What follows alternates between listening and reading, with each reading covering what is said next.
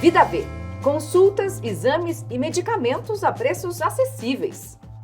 Seus exames estão em dia? Alguns chamam de check-up, outros de exames de rotina e são responsáveis por evitar surpresas, né? Aquelas surpresas desagradáveis com relação à nossa saúde, principalmente quando a gente fala de doenças silenciosas. Mas quais são os exames que devem entrar nessa lista? Será que fazer exame demais faz mal? Vamos descobrir tudo isso no Conexão Viva Bem de hoje, que recebe o ator e diretor Jarbas Homem de Melo e o Dr. Edmo Gabriel, que é cardiologista e cirurgião cardiovascular. Muito bem-vindos aqui. Muito obrigado. Muito obrigado. Conta pra gente, Jarbas, você faz exames de rotina desde quando? Porque você dança, você canta, seu trabalho exige muito do seu corpo, né? Você tem que estar com tudo em ordem, né? É verdade. O meu instrumento de trabalho é meu corpo, minha voz, enfim. E eu sou um adepto desde os meus 35 anos de idade, assim. E eu acho que eu comecei tarde, não sei, o doutor pode me corrigir. Se eu soubesse o quanto me faria bem, o quanto me deixa tranquilo, o quanto isso afeta meu psicológico, além da minha saúde e tal, eu teria começado antes, com certeza. Os meus enteados, que um tem 24 anos e a Sofia tem 19, eles já fazem exames de rotina desde, sei lá, pequenos. Então, e isso que eu ia te perguntar, uma vez por ano você faz desde os 35? O check-up completo, uma vez por ano. Sagrado. Assim, sagrado, todo ano eu faço. E aí tem os exames que faz no meio do caminho, né? Vai no nutrólogo, pede exame. Vai no médico do esporte, pede exame. E eu vou fazendo tudo. Não tenho problema nenhum em fazer exame. Conta pra gente, doutor. Quero saber qual que é a idade pra começar. 35, você fez uma cara de tipo... acho que é meio tarde. Eu achei tarde, já reprovei o Jarbas aqui só com o olhar. Porque realmente, como ele falou dos enteados, a gente hoje recomenda para as crianças, Mariana. As crianças já começam a fazer alguns tipos de exame, não são todos que o adulto faz. Mas aí, à medida que a criança vai crescendo, vai tendo mais produção, atividade física, atividade intelectual, você tem que realmente cuidar melhor dessa criança. O adolescente, por sua vez, também hoje tem uma atividade muito produtiva, ele faz faculdade, ele faz academia, ele dança, ele faz atividades culturais. E os adultos, mais ainda, só que cada vez mais precoce a gente recomenda. Então, 20 anos de idade talvez tivesse sido a idade ideal para o Jarbas começar a fazer os seus exames. Mas uma lista grande, nesses 20 anos, tem que colocar a mesma coisa que você colocaria com os 35, com 40 anos? Em geral, sim, porque com 20 anos de idade você considera a pessoa já na faculdade, muitas vezes já trabalhando, responsável às vezes pelo sustento da sua família ou colaborando para isso. Então ela tem estresse físico, estresse mental, ela se desloca muito, ela está no trânsito, ela fica irritada com problemas financeiros do país, ou seja, ela está envolvida nesse processo e isso impacta na saúde dessa pessoa. Sem dúvida. Agora, a gente sabe, né, que os exames de rotina são bastante comuns, já muito conhecidos das pessoas em geral, dos pacientes em geral, mas a gente vai ver agora o que saiu de notícias sobre isso nos últimos tempos. Então, primeira notícia. Atualmente no Brasil é possível buscar nas farmácias os autotestes para algumas condições como gravidez, HIV, diabetes e mais recentemente Covid-19. Vocês acham que esses autotestes são realmente uma boa maneira de checar como está a nossa saúde? Em relação à Covid tem uma dúvida gigante, né? Se a pessoa faz direito o teste, se não faz direito, se fica neurótica testando o tempo todo. Essa notícia ela mostra um dado muito importante. Nós estamos na era das doenças crônicas. Hipertensão arterial é um problema crônico, você não resolve de um dia para o outro. Obesidade você não resolve, diabetes você não resolve e a Covid agora, nós estamos vivendo a Covid ainda resquícios da pandemia e a Covid longa, que são as sequelas. Esses testes dependem muito da técnica, como você falou. Se a técnica for apurada, se o profissional for habilitado, for treinado, a gente até tem mais segurança. Mas a questão é, como você relatou, hoje está todo mundo fazendo de uma forma um pouco afoita. E aí perde a validade e perde a segurança do resultado. Então o senhor não recomenda, por exemplo, um autoteste? Em situações assim gerais, não. Se você estiver num ambiente realmente apropriado, com um profissional habilitado, eu não vejo problema. Aí a gente tem segurança em acreditar naquele resultado, porque você viu a técnica, você viu que é um profissional ali habilitado para isso. Mas hoje o pessoal faz de uma forma muito global. Mas mesmo um teste de gravidez, por exemplo, aí poderia, né? Aí pra poderia. ter o primeiro indício. Bom, Sim. aí depois você já vai para o médico. Claro, porque na verdade qualquer autoteste você tem que complementar depois, mesmo a Covid e muito mais a gravidez, porque é um dado que pode mudar um cenário da sua vida. Muda a vida toda, né? Muda a vida toda, você não pode se restringir àquele autoteste. Sabe que eu tenho uma história, eu negativei agora, a segunda vez que eu peguei Covid, faz umas 2 semanas. E foi muito rápido, foi muito leve, porque eu estou vacinado, claro. Mas eu peguei e a Cláudia não pegou. Então eu fiquei cuidando, eu fiz um autoteste de farmácia. Eu fiz, não sei o que, lá pelo 6º dia eu negativei. E aí a Cláudia foi fazer um autoteste também. E aí apareceu, não ficou definido, sabe quando aparece só aquela sombrinha que fica... Inconclusivo, né? Aí, vamos fazer outro. Fez, ficou de novo inconclusivo. Aí a gente decidiu chamar um profissional. Chamamos um profissional de um laboratório, enfim, que fez um teste com mais qualidade, eu acho, com mais confiabilidade, e ela não estava realmente com Covid. Mas então, acho que essa dica é interessante, né? Na falta de uma conclusão, Exato. consultar um profissional de saúde, né? Com certeza. Você vai até o laboratório, como o Jarbas falou, onde você tem equipamento especializado nesse tipo de teste, e aí você tem a segurança se realmente é negativo ou positivo. Agora, falando da sua especialidade especificamente, né? Porque tem uma outra notícia. Atividade física sem check-up pode ser perigosa. Pode mesmo? Pode, e existem inúmeros relatos, Mariana, de mortes de pessoas que abusam da atividade física, achando que estão aptas, se baseando numa aparência externa, de uma suposta vitalidade. Eu sempre recomendo que a aparência externa, ela é 30% do processo, mas você tem que checar como está o organismo, como que está o metabolismo, como que está a tua saúde cardiovascular, e para isso existem exames bioquímicos e complementares de imagem que vão nos dar o respaldo. Então a gente vê o pessoal abusando, correndo, fazendo atividade física no frio, no calor, como se estivesse apto para isso. E precisa ter essa abordagem do cardiologista previamente. Não, e às vezes a pessoa faz também uma academia e tem um médico de confiança, dá aí pra mim uma autorização, né, que eu posso, que eu tô apta a fazer, sem fazer o check-up, né? Isso é muito comum, a gente sabe disso, né? Muito, muito comum. E o outro caso também, às vezes a pessoa não sabe, né, que tem um problema. Eu, infelizmente, contando história, só história triste. Eu perdi um amigo com 50 anos de idade, super jovem, porque ele não sabia que ele tinha uma comorbidade no coração. Era uma coisa congênita da família dele, enfim, que ele ganhou, né, de herança. E ele não sabia, e fazendo atividade física, jogando um vôlei com os amigos que ele começou a jogar, sem fazer um check-up, sem estar preparado também, era uma vida mais sedentária. E ele veio a óbito, por causa dessa atividade física. Jogando. Passou mal durante o jogo e infartou. Eu já presenciei na academia, numa aula de step, uma pessoa que faleceu. Teve um ataque fulminante na aula e tinha acho que 43 anos. Então é um risco que muitas vezes a gente não considera, mas que precisa ser levado em consideração, né? Sem dúvida. Como você falou inicialmente, nós temos quadros silenciosos. Hipertensão arterial, arritmia cardíaca, muitas vezes a pessoa não sabe que tem. Como o Jarbas falou, 50 anos de idade, não dá para imaginar que uma pessoa ativa vai morrer dessa forma. Ou 43 anos, como você citou, Mariana. Mas a gente vê cada vez mais precocemente. Como cirurgião cardíaco, eu já estou tendo que operar pessoas abaixo de 40 anos, com entupimento de artérias, com problemas cardiovasculares. E quando você vai conversar com essa pessoa, ela abusava, achando que a jovialidade é uma garantia 100%, achando que porque na família não tem quase casos de morte cardiovascular, ninguém quase morreu do coração, então eu não serei eu que morrerei. Mas às vezes ele vai ser o primeiro. E às vezes o primeiro evento é a morte, ou uma situação assim que debilita a pessoa, um derrame cerebral, por exemplo. Então precisa fazer o check-up, sempre. E, doutor, você falou também da questão do estresse, né? Falando da questão das pessoas mais novas, mais jovens, e que hoje já está todo mundo submetido a estresse desde muito, muito, muito cedo, né? E a gente sabe que o estresse também é um fator de risco para a doença cardiovascular, né? Talvez eu possa colocar que é o maior. A gente acha que estresse é abstrato, porque você fala, mas você palpa, você pega na mão o estresse? Às vezes pega, Às vezes pega, né? Mas dependendo do estresse. Mas o estresse, veja, como hoje a gente vai viver sem estresse. A pandemia gerou mais estresse, problemas financeiros, sociais, preocupações, a própria vida é estressante. E se a gente não modular esse estresse, não tentar criar mecanismos de controle, seja quebrando a tua rotina, fazendo atividade física, buscando orientação médica, quando você tem um evento agudo, aí você se arrepende, fala, puxa vida, eu era estressado e sempre fui protelando, achando que eu era forte o suficiente. Nós não somos fortes. Todos nós temos um limite individual e a gente estoura mesmo.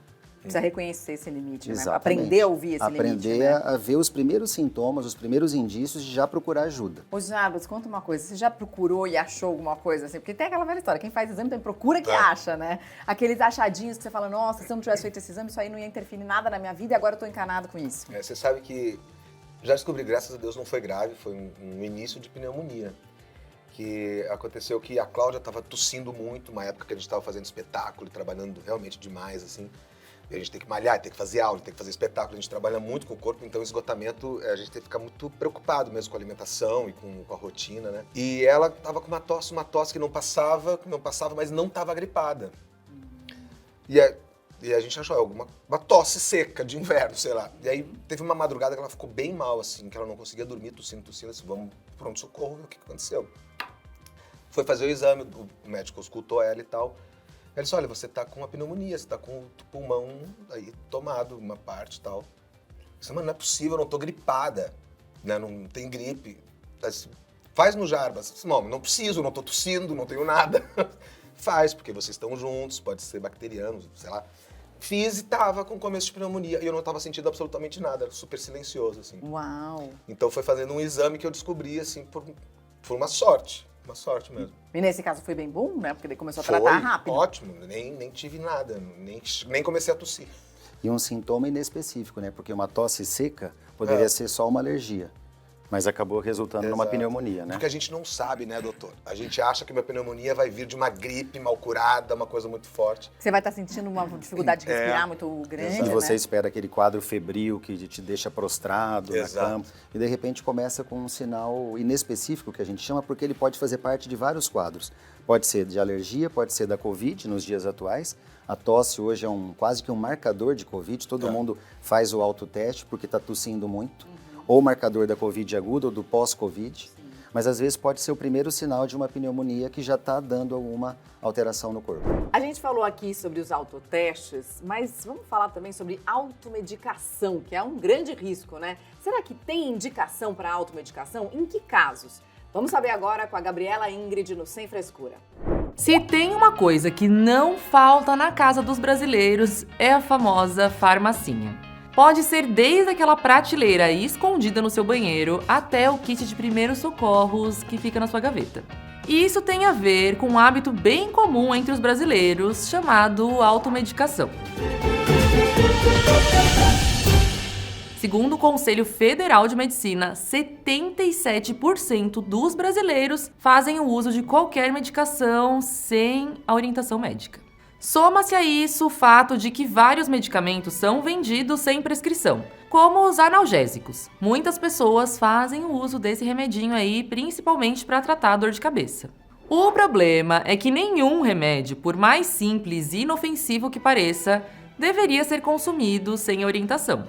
Isso vale também para os fitoterápicos, que podem parecer aí que não tem nenhum risco, mas eles têm sim contraindicações. E tem algumas razões para isso. Uma delas é que cada pessoa reage de forma diferente ao medicamento. E como ela está tomando por conta própria, ela pode extrapolar na dose. Um bom exemplo são os anti-inflamatórios. O uso exagerado deles pode provocar aí problemas renais ou até uma gastrite e úlcera. Outro ponto a ser considerado são as interações medicamentosas. Por exemplo, a pessoa já está fazendo um tratamento com remédio e começa a fazer uso de outro por conta própria. Isso pode sobrecarregar alguns órgãos, como o fígado e os rins. Pessoas mais vulneráveis, como os idosos, devem prestar atenção à automedicação. Isso porque medicamentos como antialérgicos e relaxantes musculares podem causar sonolência e confusão mental. Falando nisso, a gente não pode esquecer dos quadros alérgicos, que geralmente a galera trata tomando remédio aí por conta própria. Isso pode levar a crises perigosas. Sem contar que algumas doenças comuns, como a dengue ou viroses, podem ser agravadas com medicamentos, como a aspirina. Isso é mais comum no caso da dengue, já que ela tem sempre uma dorzinha de cabeça ali, o que pode ser mascarada com o uso de analgésicos. Via de regra, por mais tentador que seja, tratar a sua dorzinha de cabeça ou dor muscular com um remédio por conta própria, o melhor é não fazer isso e buscar orientação médica. Além disso, também é sempre recomendado olhar a bula dos remédios, algo que pouca gente faz, que eu sei. E olhar a bula vale mesmo no caso de remédios com orientação médica. Isso porque na hora da consulta a gente pode esquecer de citar algum detalhe e na bula pode ter a resposta que você precisa. E caso essa checagem na bula leve a alguma dúvida, o melhor a se fazer é voltar ao consultório médico e esclarecer tudo com ele. Então, antes de encher essa farmacinha aí na sua casa, vai procurar um médico para tentar entender de verdade o que você está tendo. e tomar o remédio certo. A gente estava aqui falando sobre pessoas que evitam o exame a qualquer custo porque elas não querem descobrir, elas preferem ficar na ignorância. A ignorância é uma bênção, né? Nesse caso, não, porque a saúde pode... Quanto antes a gente descobre, mais chance a gente tem de tratar. É uma loucura, sei lá, as pessoas têm uma... Não sei como é que chama Uma isso. fuga, um negacionismo, Um né? negacionismo, exatamente.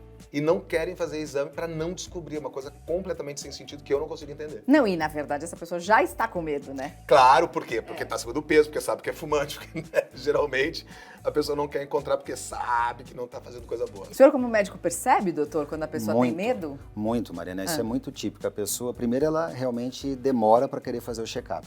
Existem pesquisas mostrando que os homens são os mais resistentes. O que eu faço? Eu procuro incentivar as mulheres. Ó, traga o seu marido, seu filho, seu pai, sua mãe, porque as mulheres, elas realmente trazem todo mundo.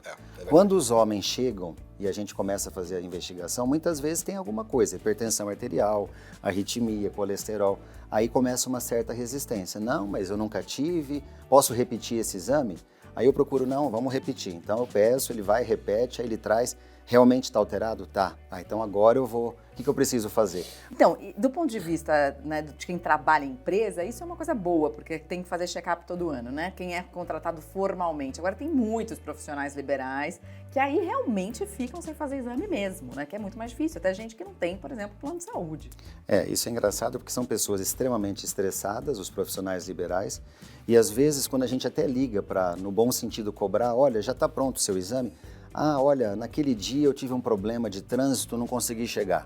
Ou choveu muito, ou estava frio hoje. Então são desculpas as mais variadas e na verdade ele está negando ainda essa observação, que é o risco de ter alguma coisa. Mas é melhor, como o Jarbas falou, você saber que tem e começar a tratar. Eu digo isso até quando eu descubro uma doença de tratamento cirúrgico, que é um impacto maior. Você anunciar para uma pessoa, olha, seu exame indica que você precisa fazer uma ponte de safena, a pessoa fica pasma ali na hora, a família toda. Mas é melhor isso do que ela ter um infarto e morrer. Meu pai passou por isso, foi fazer um exame de rotina super simples e descobriu uma artéria que estava 90% entupida. Era fumante desde muito cedo, mas aí também mudou tudo. Parou de fumar, parou de beber, começou a fazer atividade física. Aí é aquela revolução, né? Isso é Revolução. típico, isso é bem Mas comum. leva o choque, né? Mas tem que ter a pancada para ele mudar, exatamente. E o exame de rotina, ele ajuda na prevenção, né, e no tratamento. Exatamente, sobretudo na prevenção. Ele norteia depois o tratamento. Então, se eu identifico 60% numa artéria de entupimento, é um entupimento ainda não cirúrgico. Mas eu preciso realmente mudar muito o estilo de vida da pessoa, alimentação e conquistar essa pessoa no sentido dela fazer o que eu estou pedindo. Porque também não adianta eu passar uma série de mudanças ali e ela volta 2 meses depois, 1 mês depois e está tudo igual. Então, quando você consegue realmente persuadir essa pessoa, ou de certa forma amedrontá-la no bom sentido, que ela começa a fazer certo, voltar à academia, parar de fumar, esse tipo de coisa, aí a gente ganha, de repente, para evitar uma cirurgia. Mas às vezes, como você falou, chega uma pessoa com 90%, chega uma pessoa na vigência da dor, e aí você só constata, olha, realmente seu caso já está muito avançado, vamos estabilizar. Estabilizar é usar medicamento, porque a pessoa nunca tomou corretamente, melhorar rapidamente a alimentação e fazer um ato cirúrgico para tentar corrigir o problema. Agora, Jarbas, você falou, a partir dos 35 começou a fazer esses exames rotineiramente. Você já tinha uma vida saudável? Você já teve uma vida completamente desregrada ou não? Porque quem olha pra você acha que nunca, né? Eu acho que na minha adolescência, ali até uns 24, foi mais vida louca, assim. Depois eu realmente parei. Mas sabe que eu sempre achei que eu ia viver muito, desde criança, assim. Eu sempre tive isso na minha cabeça. Eu acho que eu vou viver bastante. Bastante? Você tem um número? Tenho. Tem? O meu é 107, o seu Então, o meu é 110. 110? Estamos perto. E eu acho que a nossa geração e a geração que começou a se cuidar, a gente vai ter uma vida mais longeva mesmo, porque a gente já está vendo isso hoje em dia, né? Então, eu comecei a me cuidar muito cedo. Assim, sempre fiz exercício físico, sempre frequentei academia, eu sou um rato de academia. Né? Sempre faço minhas aulas de dança semanalmente, então eu sou uma pessoa que me mexo muito. Agora, isso que a gente falou, que a gente tem vontade de chegar passado 100, o senhor acha que ajuda no prognóstico da saúde mesmo? Só da pessoa ter essa vontade? Muito, muito. Eu defendo muito que o mindset, a atitude mental de um ser humano tem que ser positiva. Quando me perguntam qual é a forma de fazer prevenção de doença cardiovascular, aí o pessoal espera. Ele vai falar que tem que fazer atividade física, que tem que comer verdura, diminuir carboidrato. Eu não vou falar dessa forma, eu vou falar a primeira coisa que você tem que fazer é acertar aqui, ó, o seu mindset. Você gosta de você, você confia em você, Você se sente capaz de fazer as coisas corretas que o médico vai pedir? Legal, então agora o caminho pode ser iniciado. Aí agora você vai fazer atividade Abriu a física, estrada, né? Abriu a estrada. Então, atitude mental positiva, Mariana. Eu queria contar de uma amiga, também estava almoçando semana passada com ela, e ela falou assim, nossa, tô com uma dor nas costas, tal, não sei o quê. E ela me contou que ela estava fazendo taekwondo, que ela estava fazendo jiu-jitsu, que ela estava fazendo karatê. Eu falei, cara, mas você só batalha na vida, né? Porque é só força, só umas coisas drásticas, assim. Aí ela, não, e aí eu fui pro Google e vi que podia ser um tumor no pâncreas. Eu falei, tumor no pâncreas? Como assim? Fui pro Google, é o melhor de todos. E aí eu falei, assim, você não já pensou que pode ser apenas uma consequência do excesso de atividade física associada ao estresse que você está vivendo na sua vida pessoal? E aí eu queria falar sobre essas pessoas, né, que vão pro Google e que ficam viciadas em exame e que têm essa mentalidade, tem alguma coisa errada comigo e eu vou achar e eu tenho certeza que vai dar errado.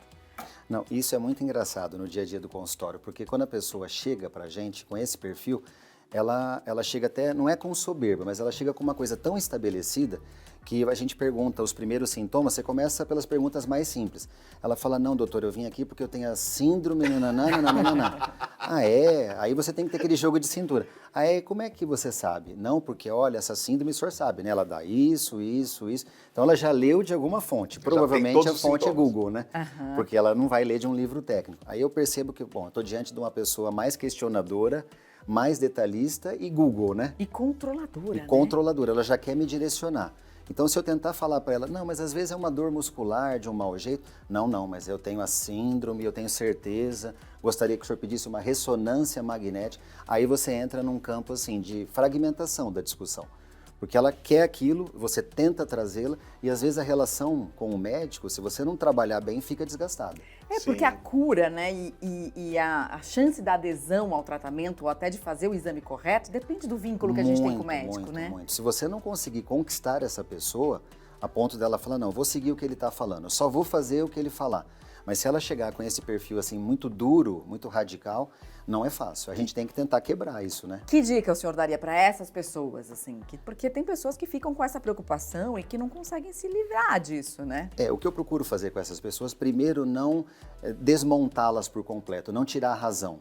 Ah, não, realmente, olha, existe essa síndrome, você tem razão em dizer que ela pode ocasionar esse sintoma, mas vamos pensar de uma forma mais holística, mais ampla. Vamos começar fazendo isso.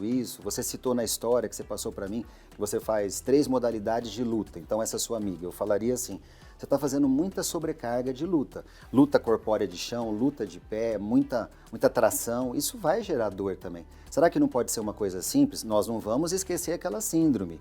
Então a pessoa fica satisfeita, que ele não está abandonando aquilo que ela quer. Vamos fazer esse exame, mas vamos ver também. Vamos ver também. E aí, devagarzinho, você vai moldando a cabeça da pessoa e aí eu sinto que realmente você consegue encantar essa pessoa, né? Ou seja, o doutor é cardiovascular e psicólogo, psicólogo. Tem que ter tudo junto. Às vezes de mais jogo de psicólogo do que médico. É, viu? impressionante, né? Tem que Impressionante. ter isso. Que dica você daria, Jarbas, para quem tá lá em casa, especialmente os homens, protelando aí um exame, aquele exame de próstata que a gente sabe que muitos homens não querem fazer. Que dica você daria? Aliás, tenho dúvidas.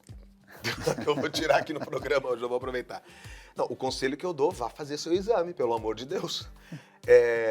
Eu faço meus exames, já no de rotina sempre faço, né, o PSA e faço o de toque também.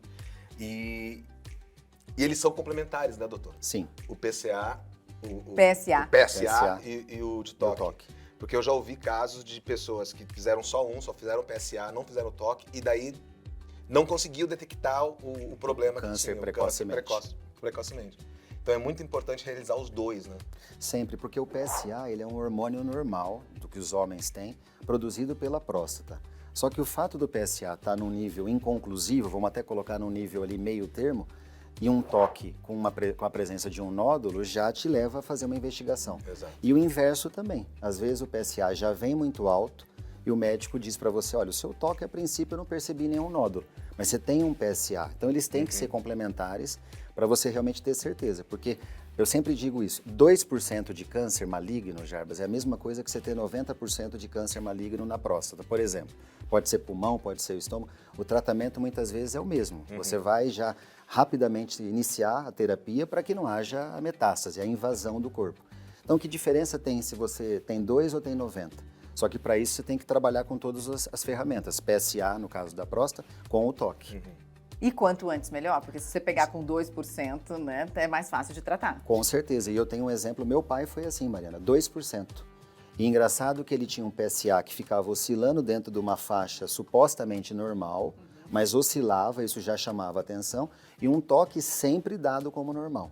Até que ele fez uma biópsia e na própria biópsia a médica disse, olha, a próstata não tem nada visivelmente olhando, acredito que vai estar tranquilo. 2 dias depois veio o laudo, 2% de um tipo de câncer que precisava de cirurgia. Então isso é uma grande lição. Tratou e curou. Tratou e está bem até hoje. Que bom. Isso há 13 anos atrás. Que ótimo. Então para você ver como isso muda a vida de uma pessoa.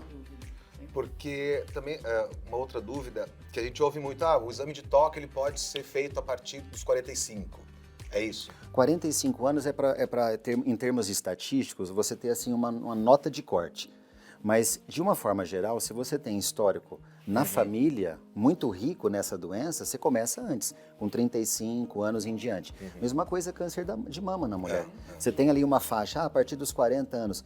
Mas se a tia teve, sua mãe teve, uma irmã teve, você já tem 35 anos, é a idade que pode... Você não vai esperar mais 5 anos e correr risco. Claro. Então, acho que tem que ter cada vez mais precocidade para que a prevenção seja realmente prevenção. Senão você vai tratar o problema já estabelecido. E aí vem, onera o sistema e entra toda aquela cadeia que você falou. Você tem um risco maior de vida para a pessoa e onera mais o sistema.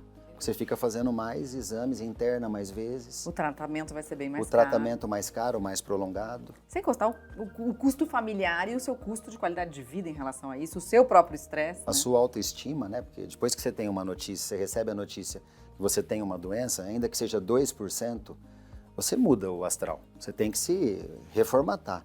Não dá para você dizer, não, tranquilo, é só 2%, um câncer de 2%. E o que muda? É a mesma coisa eu dizer, olha, um infarto de 20%, um infarto de 60% é infarto. É um comprometimento do coração. Não dá para você ficar tranquilo totalmente. Você tem que buscar ajuda. Tem que fazer uma prevenção. Prevenção para ficar tranquilo. Gente, obrigada, viu, pela participação de vocês. Adorei o papo, foi muito divertido, Foi muito bom, gostoso. Muito bom. E homens, não deixem o preconceito e a ignorância atrapalhar a saúde de vocês, porque um exame de toque é uma coisa tão profissional, né? E a gente se sente às vezes constrangido, principalmente na primeira vez, é constrangedor mesmo, porque é uma coisa que você nunca fez, mas depois que você faz o primeiro, eu te garanto, fica muito mais fácil, porque é uma coisa tão profissional e tão boa, né, pra gente saber realmente se tá saudável, se tá tudo bem. Cuidar da gente é muito bom, Cuidar da né? gente. Exato. Obrigada pela participação Obrigado, de vocês, obrigado. por esse apoio. Obrigada, gente. Não deixe de fazer seus exames anualmente. A gente se vê.